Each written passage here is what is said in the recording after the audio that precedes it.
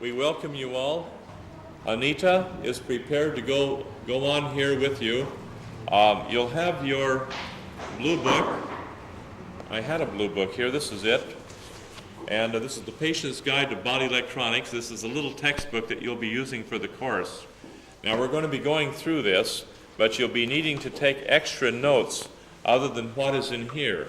But you can refer to this, and this information will be invaluable for you for helping you to establish for yourselves a good nutritional program. I lived in San Francisco for 12 years, and I had in my mouth at that time a whole set of mercury amalgam fillings. All my back teeth were filled with mercury amalgam fillings. And I came down with rheumatoid arthritis, which is an autoimmune disease. There is conclusive evidence that the mercury amalgam fillings in the mouth suppresses the immune system. I'd like to add right here, if I may, this book, which is edited by Betsy Russell Manning, will be up here for you. Those of you who are into the health field seriously should have this book ordered and in your library for reference. This explains in detail about the silver amalgam fillings and how it influences the immune system. All of the research is here. Okay? This is one aspect of it. There's another book up here by Sam Ziff on the toxic time bomb, which goes into an amplification of more specific details regarding mercury amalgam.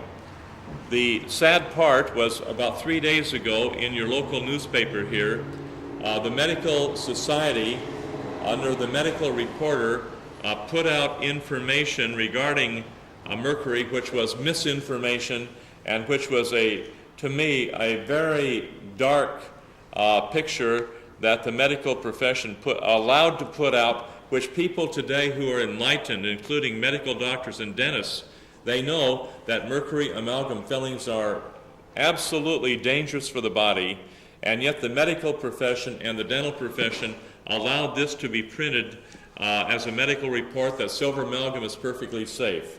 And there's nothing that has no evidence at all to support the fact that it is detrimental to your health. Well, folks, I'm sorry. The medical profession stumbled. They have egg on their face, and we're going to go ahead and go into detail as to why your silver amalgam fillings are harmful to your body. And all I can do is say shame on the medical profession. They stubbed their toe big. And this is a real slap in the face to many of the young medical people and many of the dentists who know that silver amalgam is toxic to the body. Anita, go ahead, please. Okay. I think what I'm going to do, first of all, is to read to you on page 28 of this blue book, because John has put it together very nicely here, the 12 points on mercury toxicity. And you are free to duplicate this and use this in any way you wish. I did not copyright my material in this manner on this particular book. The material is for you. You can duplicate this material, give it out to people to inform people, and it's surprising what one person can do on just getting information out on a regular basis to be of service to other people. I have had the pleasure of testing several hundred patients and students in my field of body electronics with the Jerome Mercury Vapor Analyzer. I have found only 2 people in all my testing who have not evidenced a continual toxic exposure to mercury vapor emitting from the silver amalgam dental fillings under normal chewing compression. The amount of mercury vapor emitted under normal chewing compression exceeded in 10 seconds what the maximum allowable mercury exposure would be in industry in a 40-hour work week. Please go over that again, Anita. Explain that. Yes, this is very important. The amount of mercury vapor emitted under normal chewing compression exceeded in 10 seconds what the maximum allowable mercury exposure would be in industry in a 40-hour work week. So in other words, every time you're biting down on food, these mercury fillings emit these silver fillings emit a mercury vapor, which combines with the bacteria in the mouth, forming a toxin, which usually goes up into the brain, affecting the pituitary and the thyroid gland. So, okay. This amount of exposure to mercury vapor is totally unacceptable to the scientific mind. Number 2, dentists have been educated to believe that once mercury has been combined into the filling material, it remains locked in and can't come out.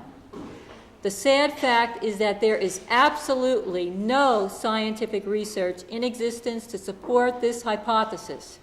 To the contrary, all evidence indicates that silver amalgam containing approximately 50% mercury is a source of extremely toxic elemental mercury, adversely affecting the health of the human body. There's a study that's been done when you're dealing with what they call a silver amalgam filling. Normally at the time that filling is placed in your mouth, it will be approximately 50% mercury, be about half mercury. They have done a study. I mean, one of the things that they're referring to here is the fact that you can actually measure tremendous amounts of mercury vapor being emitted from the filling.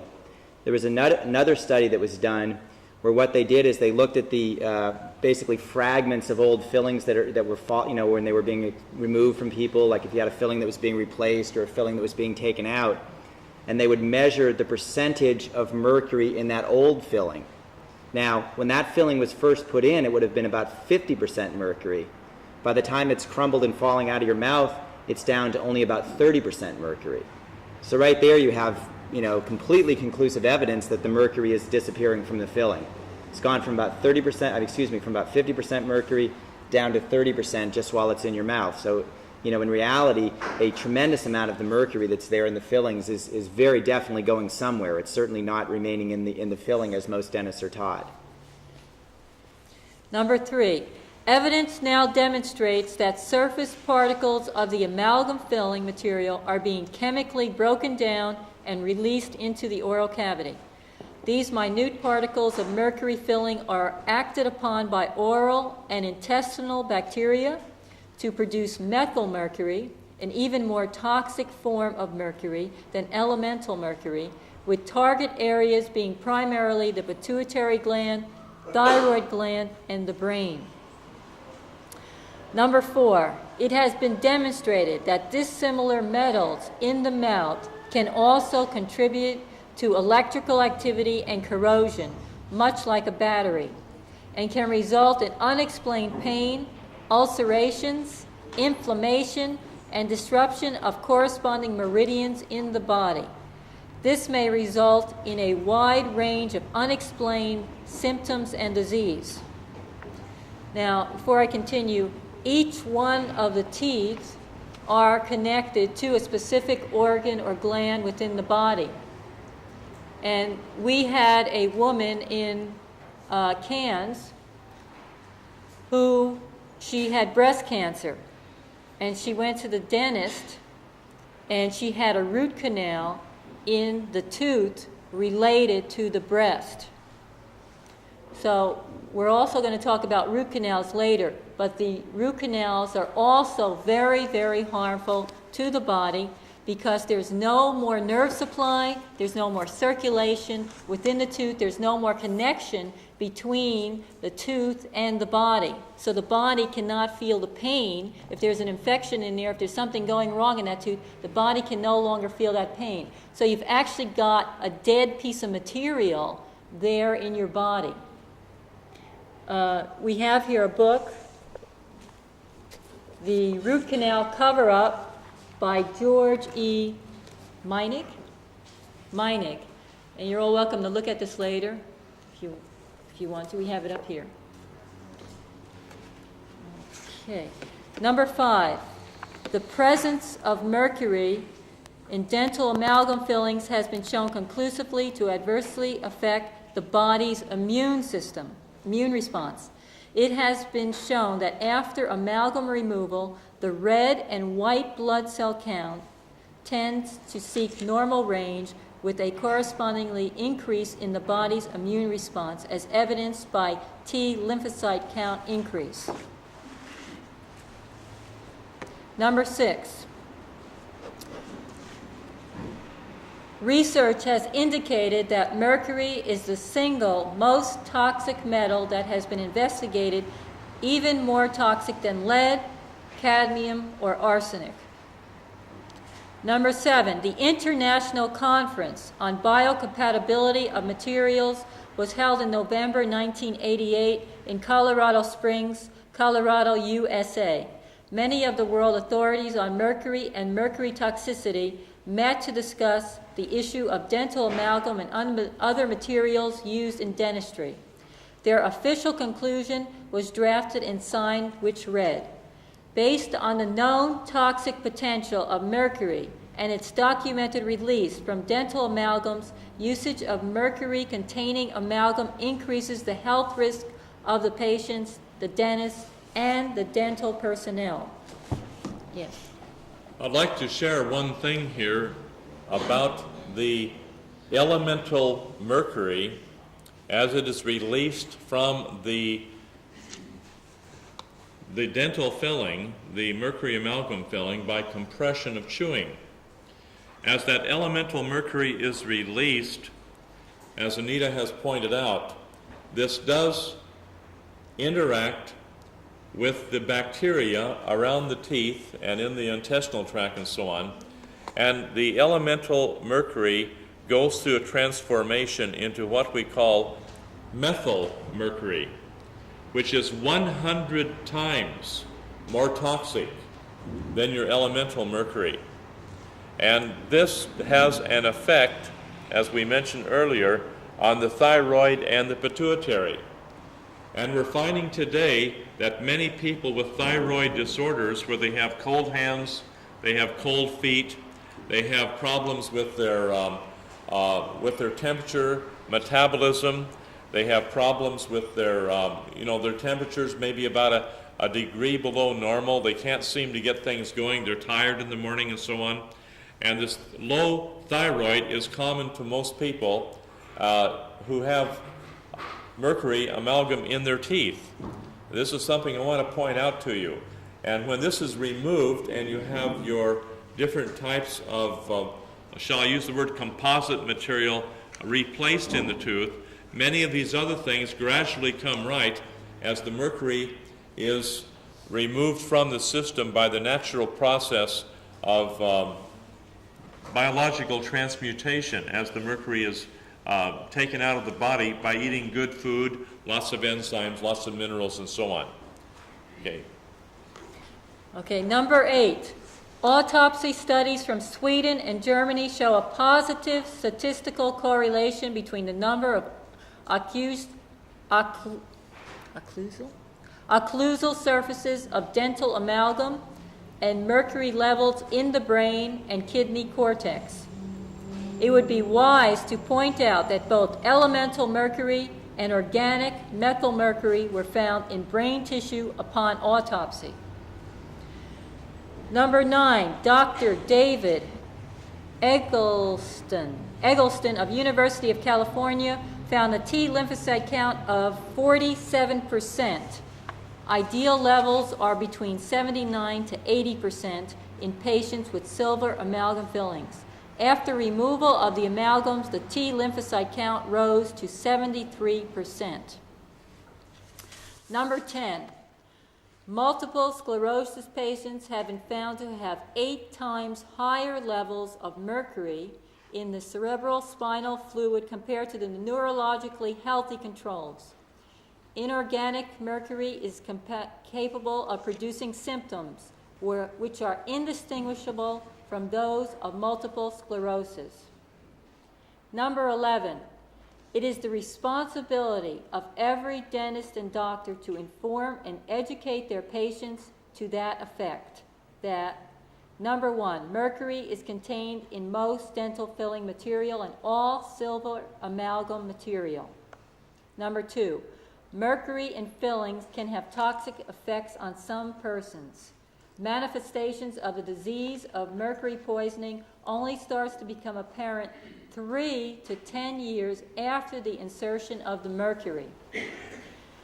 Number 3, there are alternative materials that could be used for dental filling that could have after effects on the individual.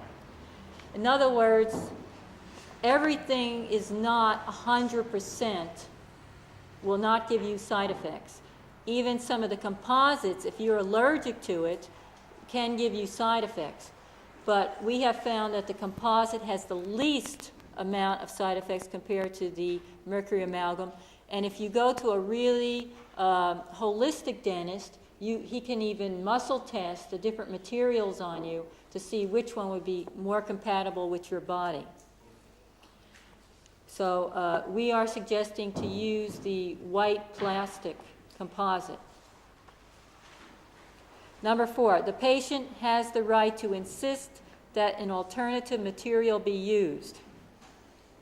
Also be careful with your children, because the dentist will just automatically put in the silver amalgam unless you tell them.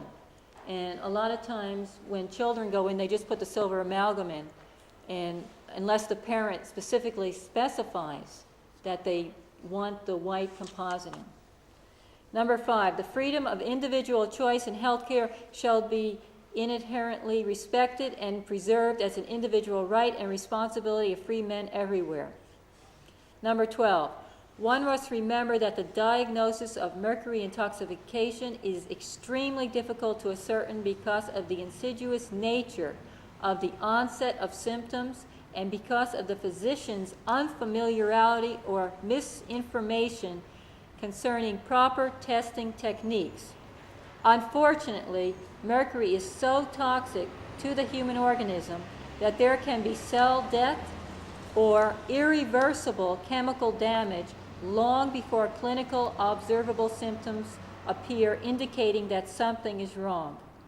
Since organic mercury in some body tissues, example the brain, has a half-life of over 25 years, for example, it takes the body 25 years to get rid of a half of a single dose of mercury under normal circumstances. It is only a matter of time and degree of exposure until some form of symptomology appears. With all this in mind, we cannot fool with mercury toxicity or delay the safe removal of silver amalgam fillings by the hands of a knowledgeable and responsible dentist. And again, please feel free to copy this to help any person that you need to.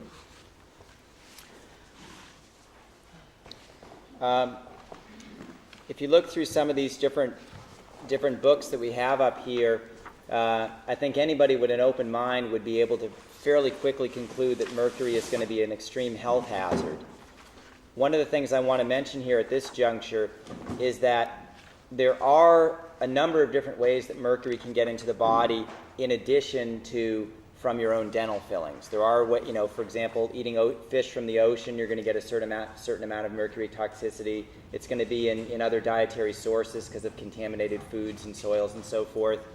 You can be exposed to mercury from various things, like it used to be in a lot of the paints, it's in a lot of the pesticides. So there are other sources of mercury, but according to the scientists that have done extensive research in this area, far and away the greatest source of mercury exposure for the average individual is their own teeth.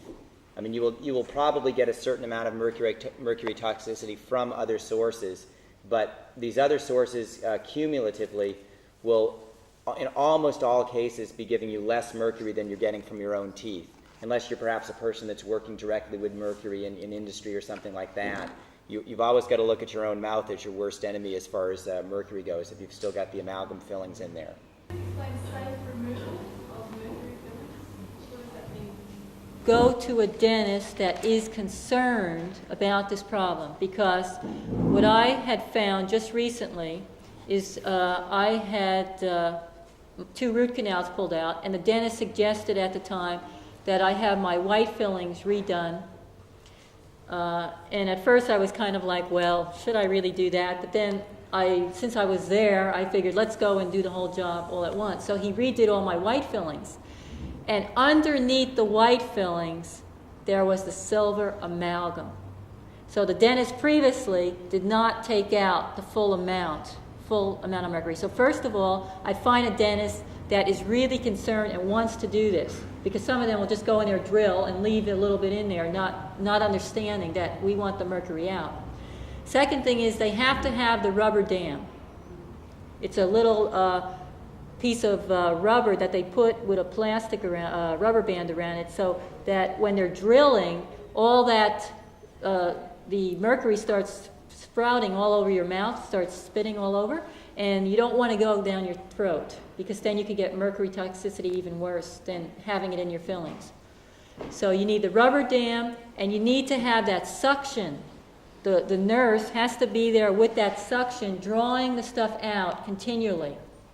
And if they don't have that equipment, I wouldn't have it done there, because if you swallow even a small particle, you can then get mercury toxicity, which I did get from a previous dentist that did not have the proper equipment, and I wound up with pneumonia-type symptoms, coughing, severe fever, and the muscles in my hands started to contract.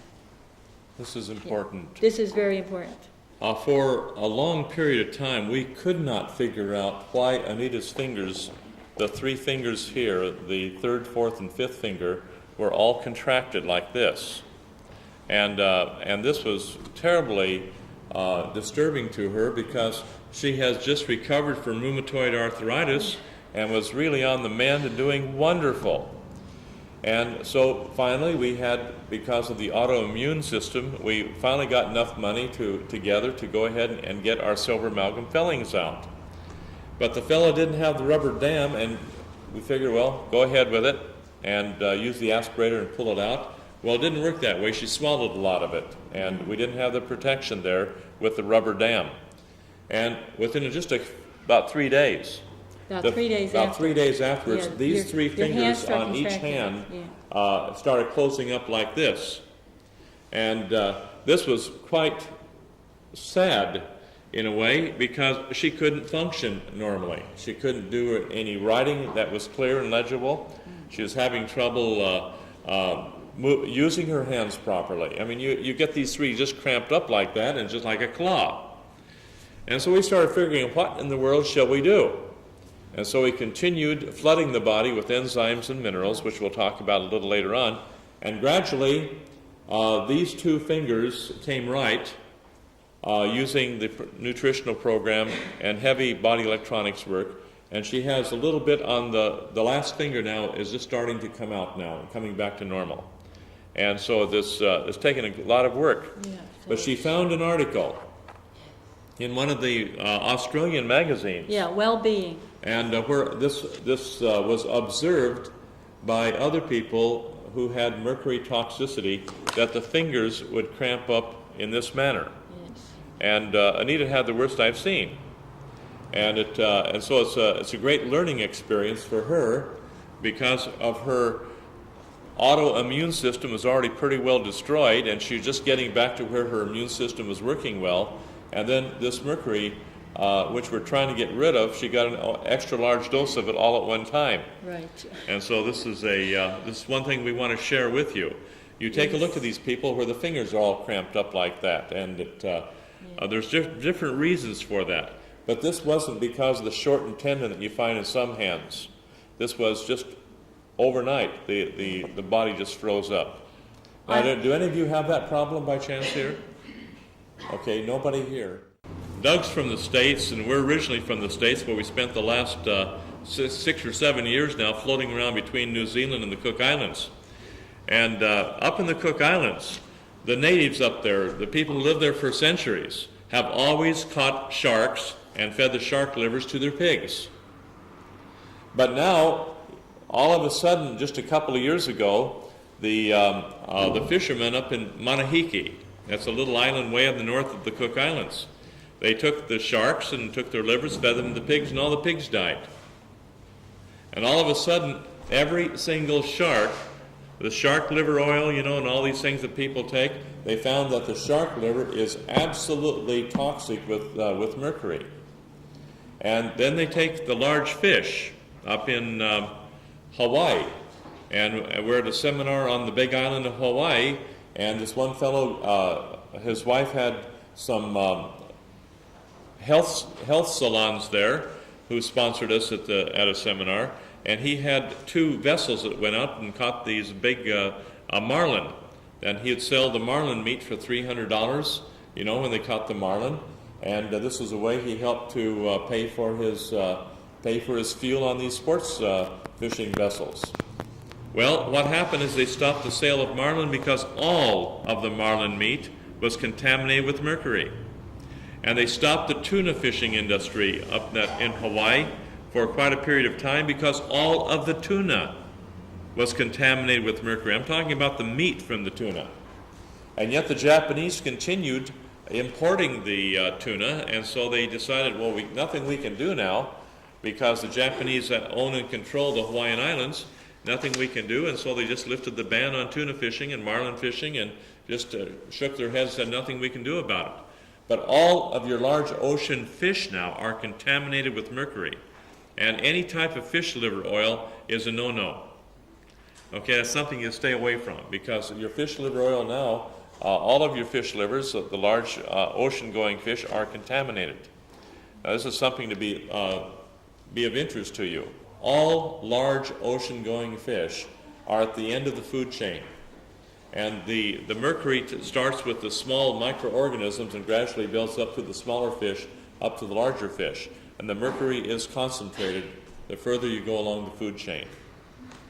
Yes. Can I ask you a question on paragraph 12, when you say it takes half-time to 25 years for the body to remove it. If you remove the amalgam from your mouth, does that mean if you've had some toxicity, it's still going to take 25 years to eliminate it from your body? That is the statistics on measuring how long it takes under normal circumstances for people on an average diet to get the mercury out of their system. Now, we don't